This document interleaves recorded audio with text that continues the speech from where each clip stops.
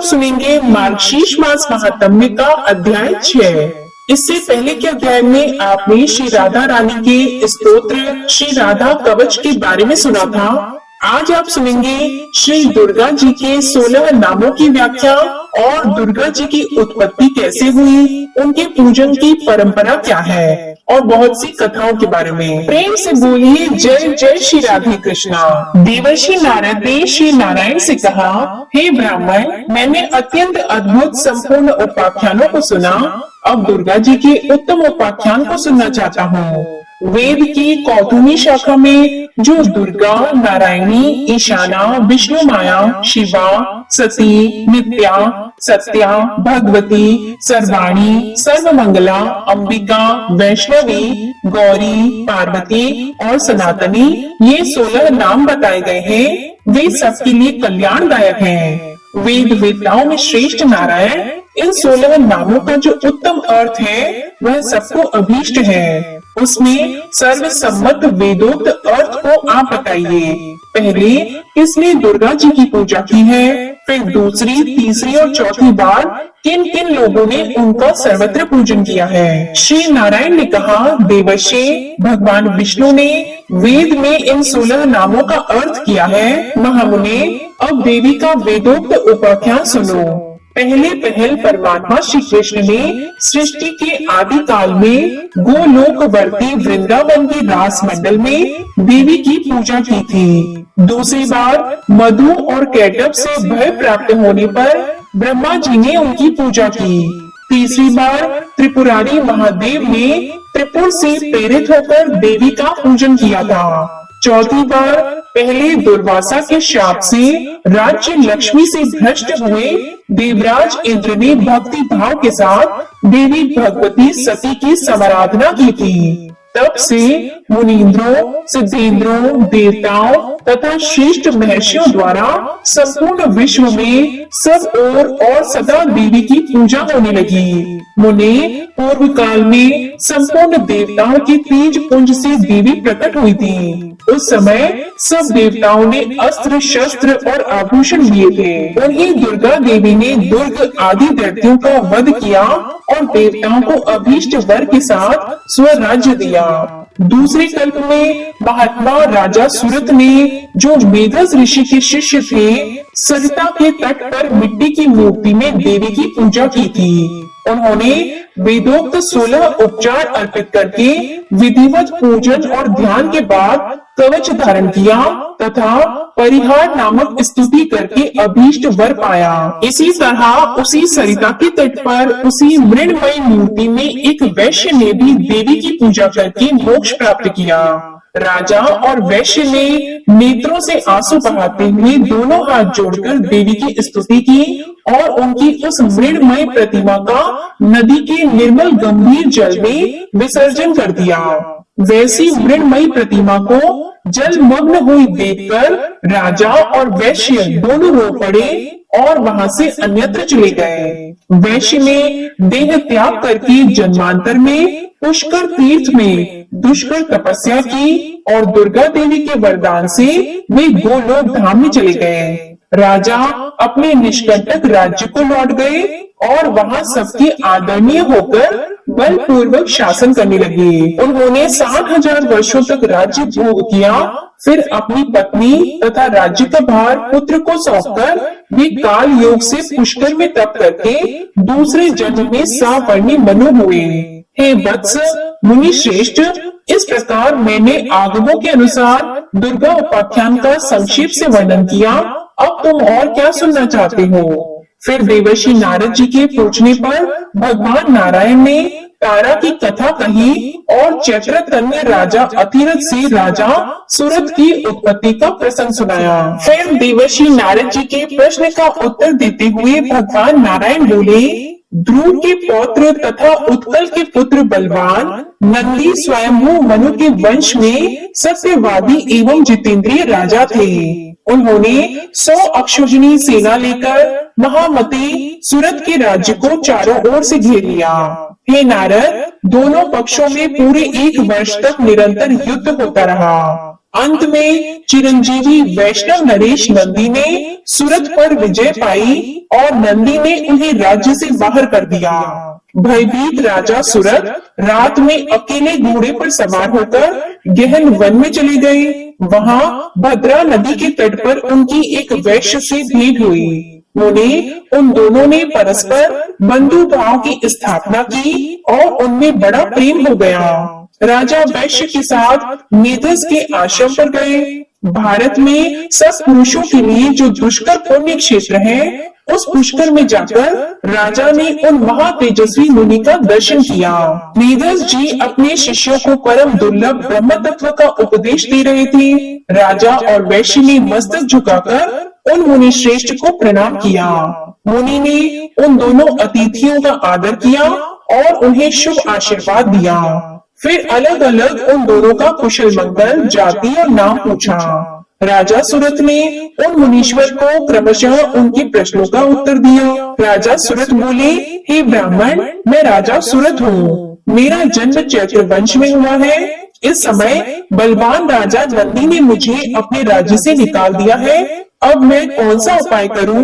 किस प्रकार पुनः अपने राज्य पर मेरा अधिकार हो, यह आप बताएं। हे महाभाग मुनि, मैं आपकी शरण में आया हूँ। यह समाधि नामक वैश्य है और बड़ा धर्मात्मा है, तथापि दैववश इसके स्त्री पुत्रों ने धन के लोभ से इसको घर से बाहर निकाल दिया है। इसका अपराध इतना ही है कि यह स्त्री पुत्रों और बंधु बांधवों के मना करने पर भी प्रतिदिन ब्राह्मणों को प्रचुर धन और रत्न दान में दिया करता था। इसी से क्रोध में आकर उन लोगों ने इसे घर से निकाल दिया।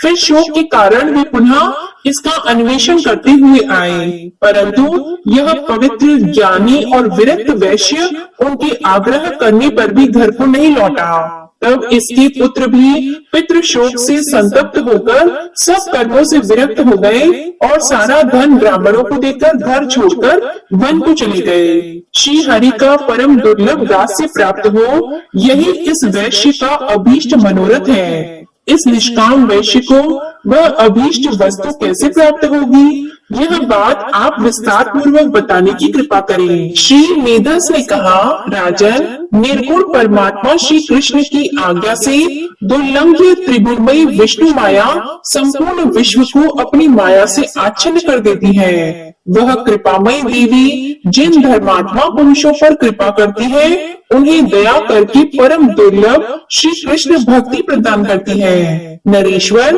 परंतु जिन मायावी पुरुषों पर विष्णु माया दया नहीं करती है, उन दुर्गति ग्रस्त जीवों को माया द्वारा ही मोह जाल से बांध देती है। राजन, मैं प्रचेता का पुत्र और ब्रह्मा जी का पौत्र हूँ तथा भगवान शंकर से ज्ञान प्राप्त करके परमात्मा श्री कृष्ण का भजन करता हूँ। महाराज, नदी के तट पर जाओ और सनातनी दुर्गा का भजन करो। तुम्हारे मन में राज्य की कामना है, इसलिए वे देवी तुम्हें आवर्णी बुद्धि प्रदान करेंगी और इस निष्काम वैष्णव वैश्य को वे कृपामयी वैष्णवी देवी शुद्ध विवेचना बुद्धि देंगी। ऐसा कहकर कृपा निधान मुनिवर मेधस ने उन दोनों को दुर्गा जी की पूजा की विधि, स्तोत्र, कवच और मंत्र का उपदेश दिया। वैश्य ने उन कृपामयी देवी की आराधना करके मोक्ष प्राप्त किया तथा राजा को अपना अभीष्ट राज्य, मनु का पद और मनोवांछित परम ऐश्वर्य प्राप्त हुआ। इस प्रकार मैंने सुखद, सारभूत एवं मोक्षदायक परम उत्तम दुर्गा का उपाख्यान पूर्ण रूप से सुना दिया। अब तुम और क्या सुनना चाहते हो? अब देवर्षि नारद ने पूछा, हे भगवान, जो सर्वोत्कृष्ट मूढ़ों के लिए ज्ञान की वृद्धि करने वाला तथा अमृत का उत्तम सागर है, उस उपाख्यान को मैंने सुन लिया। अब मैं गणपति खंड को, जो मनुष्यों के संपूर्ण मंगलों का भी मंगल स्वरूप तथा गणेश जी के जन्म वृत्तांत से परिपूर्ण है, उसे सुनना चाहता हूँ। हे जगदीश्वर, भला पार्वती जी के शुभ उदर से सुर श्रेष्ठ गणेश की उत्पत्ति कैसे हुई? किस प्रकार पार्वती देवी ने ऐसे पुत्र को प्राप्त किया? गणेश जी किस देवता के अंश से उत्पन्न हुए थे? उन्हें जन्म क्यों लेना पड़ा? वे अयोनिज थे अथवा किसी योनि से उत्पन्न हुए थे? उनका ब्रह्म तेज कैसा था? उनमें कितना पराक्रम था, उनकी तपस्या कैसी थी, वे कितने ज्ञानी थे तथा उनका यश कितना निर्मल था। जगदीश्वर नारायण, शंभु और ब्रह्मा के रहते हुए संपूर्ण विश्व में उनकी अग्र पूजा क्यों होती है? वे हाथी के मुख वाले एकदंत तथा विशाल तोंद वाले कैसे हो गए? हे महाभाग, पुराणों में उनके रहस्यमय जन्म वृतांत का वर्णन किया गया है। आप उस परम मनोहर तथा अत्यंत विस्तृत चरित्र को पूर्ण रूप से वर्णन कीजिए, क्योंकि उसे सुनने के लिए मुझे परम कौतूहल हो रहा है। श्री नारायण ने कहा, नारद, मैं उस परम अद्भुत रहस्य का वर्णन करता हूँ, सुनो। वह पाप संताप का हरण करने वाला, संपूर्ण विघ्नों का विनाशक, समस्त मंगलों का दाता, सार रूप निखिल श्रुतियों के लिए मनोहर सुखप्रद, मोक्ष का बीज तथा पापों का मूलोच्छेद करने वाला है। दैत्यों द्वारा पीड़ित हुए देवताओं की तेजो राशि से उत्पन्न हुई देवी ने दैत्य समुदाय का संहार कर डाला। फिर वे दक्ष की कन्या होकर प्रकट हुई। उस समय उन देवी का नाम सती था। उन्होंने अपने स्वामी शिव जी की निंदा होने के कारण योग धारणा द्वारा अपने शरीर का परित्याग कर दिया और फिर शैलराज की प्रिय पत्नी मैना के पेट से जन्म लिया। पर्वतराज ने उन पार्वती जी का विवाह शंकर जी के साथ कर दिया। तब महादेव जी उन्हें साथ लेकर निर्जन वन में चले गए। वहाँ दीर्घ काल तक शंकर पार्वती का विहार चलता रहा। जब देवताओं ने आकर विहार से विरत होने के लिए उनसे प्रार्थना की, तब भगवान शंकर विरत हो गए। उस समय महादेव जी का शुक्र भूमि पर गिर पड़ा, जिससे स्कंद कार्तिकेय उत्पन्न हुए। तब पार्वती जी ने श्री शंकर जी से एक श्रेष्ठ पुत्र के लिए प्रार्थना की। इस पर महादेव जी ने कहा, पार्वती, मैं उपाय बताता हूँ, सुनो। उससे तुम्हारा परम कल्याण होगा, क्योंकि त्रिलोकी में उपाय करने से कार्य सिद्धि होती ही है। मैं तुमसे जिस उपाय का वर्णन करूंगा वह संपूर्ण अभीष्ट सिद्धि का बीज रूप, परम मंगलदायक तथा मन को हर्ष प्रदान करने वाला है। वरानने, तुम श्री हरि की आराधना करके व्रत आरंभ करो। 1 वर्ष तक इसका अनुष्ठान करना होगा। इस व्रत का नाम है पुण्यक। यह महाकठोर बीज कल्पत्रु के समान अभीष्ट सिद्ध करने वाला, उत्कृष्ट, सुखदायक, पुण्यदाता, सार रूप, पुत्र प्रद और समस्त संपत्तियों को देने वाला है। प्रिय, जैसे नदियों में गंगा, देवताओं में श्री हरि, वैष्णवों में मैं शिव, देवियों में तुम, वर्णों में ब्राह्मण, तीर्थों में पुष्कर, पुष्पों में पारिजात, पत्रों में तुलसी दल, पुण्य प्रदान करने वालों में एकादशी तिथि, वारों में पुण्य प्रद रविवार, मासों में मार्गशीर्ष, ऋतुओं में वसंत, वत्सरों में संवत्सर, युगों में कृत युग, पूजनियों में विद्या पढ़ाने वाले गुरु, गुरुजनों में माता, आप्तजनों में साध्वी पत्नी, विश्वस्तों में मन, धनों में रत्न, प्रिय जनों में पति, बंधु जनों में पुत्र, वृक्षों में कल्पतरु, फलों में आम का फल, वर्षों में भारतवर्ष, वनों में वृंदावन, स्त्रियों में शतरूपा, पुरियों में काशी, तेजस्वियों में सूर्य, सुखदाताओं में चंद्रमा, रूपवानों में कामदेव, शास्त्रों में वेद, सिद्धों में कपिल मुनि, वानरों में हनुमान, क्षेत्रों में ब्राह्मण का मुख, यश प्रदान करने वालों में विद्या तथा मनोहारिणी कविता, व्यापक वस्तुओं में आकाश, शरीर के अंगों में नेत्र, विभवों में हरि कथा, सुखों में हरि स्मरण, स्पर्शों में पुत्र का स्पर्श, पापों में असत्य भाषण, तपस्याओं में श्री हरि की सेवा, तपस्वियों में ब्रह्मा, अन्न में धान, पवित्र करने वालों में जल, शुद्ध पदार्थों में अग्नि, तेजस वस्तुओं में स्वर्ण, मीठे पदार्थों में प्रिय भाषण, पक्षियों में गरुड़, योगियों में कुमार, सनत कुमार आदि, देवर्षियों में नारद, गंधर्वों में चित्ररथ, बुद्धिमानों में बृहस्पति, श्रेष्ठ कवियों में शुक्राचार्य,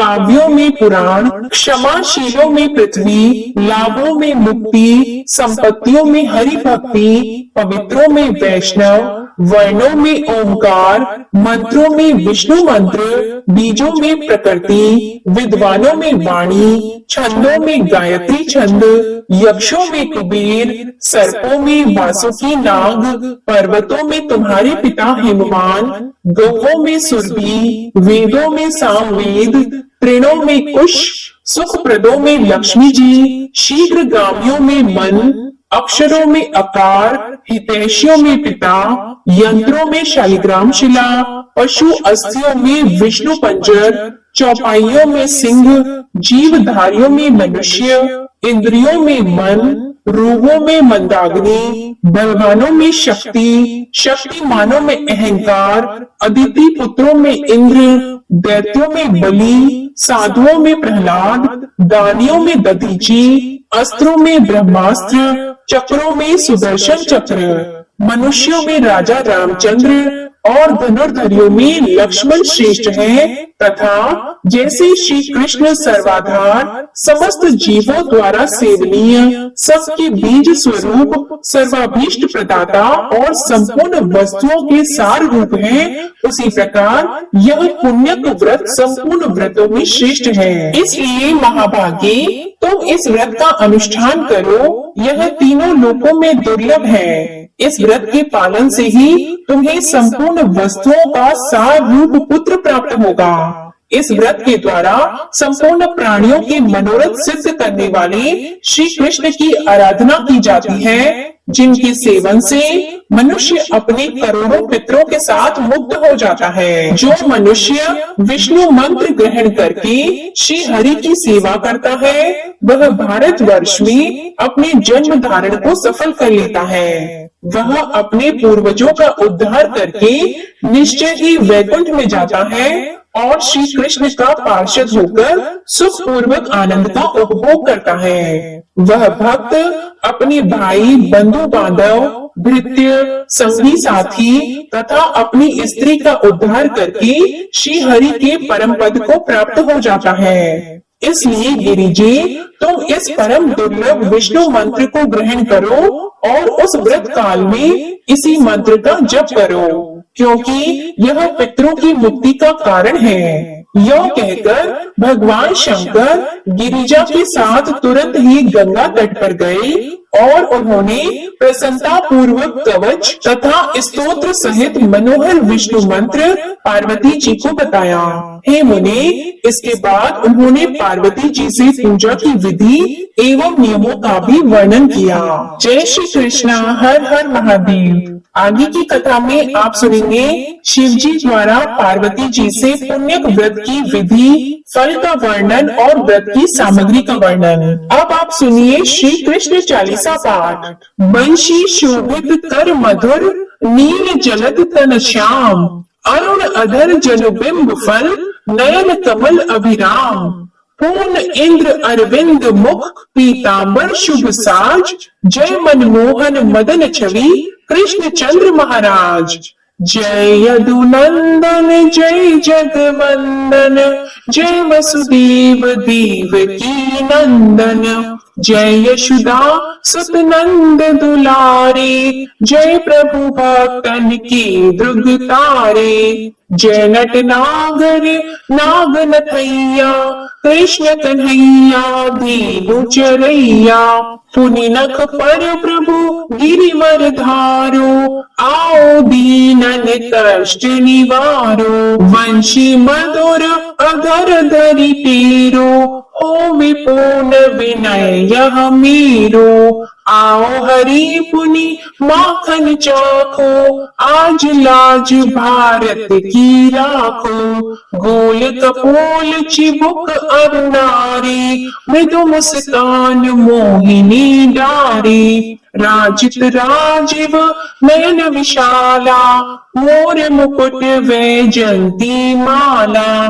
कुंडल श्रवण पीत पट आछी कटी किंकिणी काचनी काची नील जलज सुंदर तनु सोहे छबिल किशोर नर मुनि मन मोहे मस्तक तिलक अलक घुंघराली आओ कृष्ण बांसुरी वाली करि पर पान पुतल ही तारियो अका बका का गासुर मारियो मधुवन जलत अगिन तब ज्वाला शीतल लखत ही न मिलाला सुरपति जब ब्रज चढ़ियोर साई मूसर धार वारी वर्षाई लगत लगत ब्रज चहन बहायो गोवर्धन नक धारी बचायो लखी यशोदामन ब्रह्म अधिकाई मुख मंद 14 भुवन